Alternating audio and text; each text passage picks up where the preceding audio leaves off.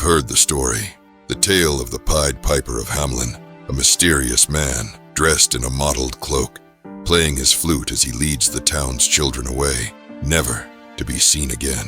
Through the centuries, countless theories have emerged. Some say it was a plague. Others claim it was mass migration. Some believe it was nothing more than a fairy tale. But what if the truth was something else entirely? Welcome back, curious minds.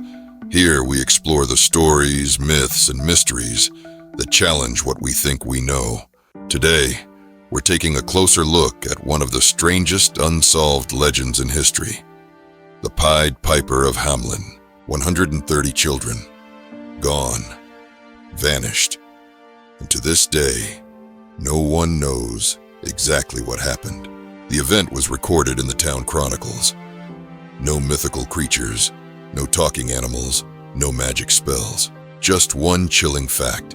In 1284, Hamelin lost its children, and they were never seen again. Many theories have been proposed, but let's take a deeper look at the mystery of the Pied Piper and what might have really happened in Hamelin in 1284. Imagine this. The town of Hamelin was thriving. Merchants filled the markets. The church bells rang out over cobbled streets. It was a town like any other, until a stranger arrived. Dressed in a bright, multicolored cloak, he carried a flute and spoke with a silver tongue. Some say he offered the town his services. Others believe he was simply passing through, but for reasons we may never fully understand. He captivated the town's attention, and then something changed. At first, it was barely noticeable. The children seemed distant. They lingered too long in the streets after dusk. Their laughter grew hollow, their eyes more vacant. They became restless, moody, rebellious in ways that no one could quite explain. Some parents believed it was just a phase.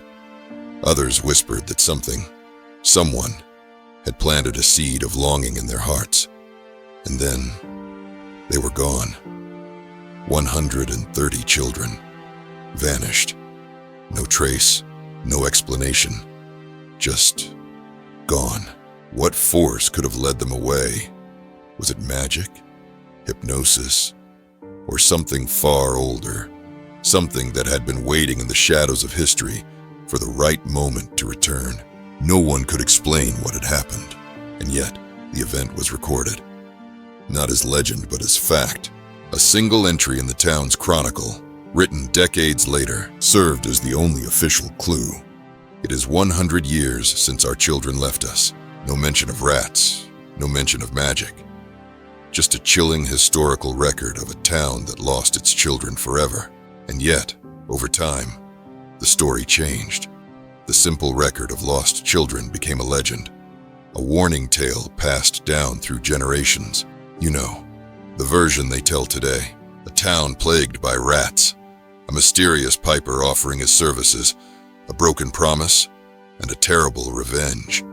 The story of the Pied Piper became one of the most famous folk tales in the world. But was it ever true? To find the answer, we need to go deeper, to separate fact from fiction, to strip away the myths and uncover the truth buried beneath them. The only thing we know for sure is that something happened in Hamelin in 1284. But what? For centuries, scholars and historians have proposed countless explanations, each attempting to unravel the mystery of Hamelin's lost children. Yet, none provide a definitive answer. One by one, we'll examine these theories. Do they hold up, or is the truth far more unsettling than we've been led to believe? One of the most popular explanations is that the children of Hamelin were victims of the plague. After all, disease swept through medieval Europe like wildfire. Could the piper simply be a metaphor for death itself? At first, this seems to make sense. Many old folk tales describe death as a musician, a piper leading souls to the afterlife. But there's one problem. The plague wouldn't fully devastate Europe for another 60 years. The Black Death hit in the mid-1300s, far too late to be the cause of Hamelin's lost children. And if disease had struck, why was there no mention of sickness, no graves, no mourning families? just vanishing. Another theory suggests that the children didn't die at all. Instead, they left willingly. During the 13th century, German territories were expanding eastward, and settlers were desperately needed to colonize newly conquered lands. The theory goes that the Pied Piper was actually a recruiter, a locator, hired to entice young people into starting new lives in the East. The children of Hamelin weren't stolen. They were led away to build new settlements. But then, why does the town's record describe their disappearance as a tragedy? Wouldn't families have known where their children were going? Why was there no mention of a planned migration? And why only children? Some historians suggest a different kind of plague, a psychological one. A condition known as dancing mania swept through parts of Europe, causing entire groups to enter uncontrollable, trance-like dances. Could the children of Hamelin have succumbed to something similar? It's true. Records from the Middle Ages describe people dancing until they collapsed. Some believed it was divine punishment. Others thought it was the work of spirits. But here's the problem.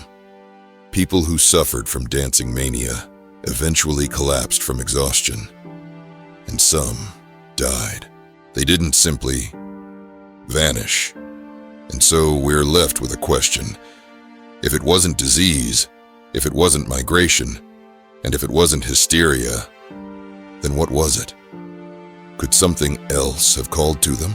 What if we're looking at this the wrong way? What if the truth isn't found in the official records, but in the spaces between them, in the whispers of an older world, one that refused to fade quietly into history?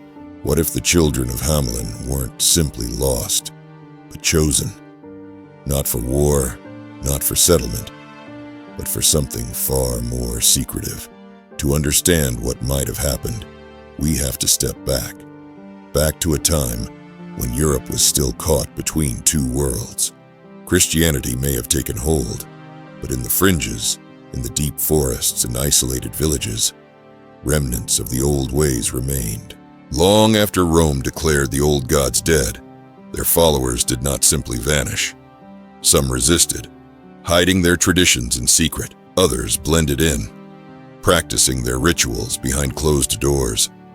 And in some cases, these beliefs were passed down in whispers, protected, preserved, and waiting for the right moment to emerge once again. Even after the Druids were hunted down, even after their sacred groves were burned, their stories did not disappear. The old ways lingered in the shadows, waiting, and in places where the forests stretched dark and deep, where the mountains held secrets untouched by time. There were those who still listened. Could the Pied Piper have been one of them? A disciple of the forgotten gods, walking among the faithful in secret? A missionary, not of scripture, but of something far older, seeking to rebuild what had been lost? If so, then his choice wasn't random. The Piper wasn't seeking just anyone.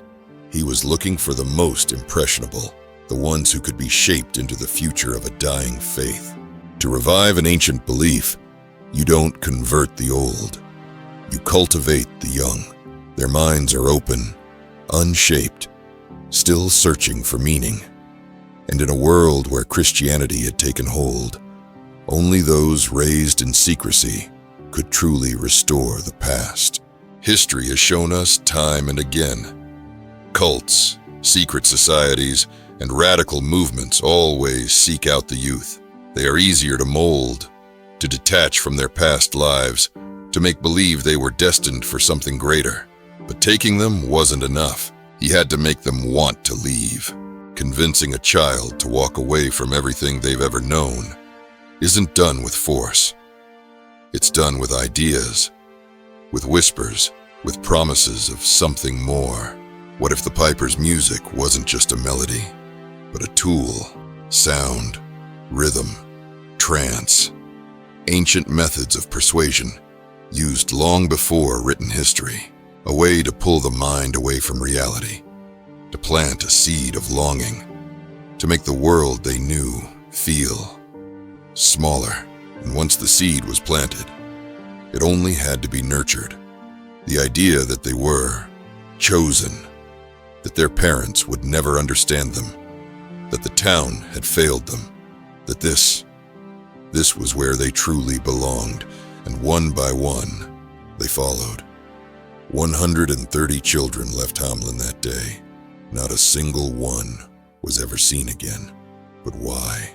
Perhaps they were led deep into the wilderness, beyond the reach of those who might come looking.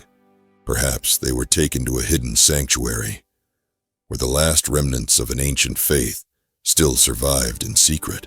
But the most unsettling possibility, they didn't want to return. Not at first. And by the time they did, it was already too late. A child's mind is easily shaped. Their past could be erased, rewritten, taught that their families had abandoned them, that the world outside was the enemy, that only this was home now. And perhaps, after enough time had passed, they were no longer the same children who had left. The disappearance of the children of Hamlin remains one of history's most enduring mysteries. Theories range from the rational to the fantastic, but the truth has been buried by time. No definitive answers, no recorded survivors, no way to know for certain what happened that day in 1284. Let me know what you think. Was this just a legend, a cover-up, or something more? Share your theories in the comments. I'd love to hear them, and don't forget to like and subscribe. It doesn't cost you anything and really helps out the channel. Thank you for joining us today. See you next time, and as always, stay curious.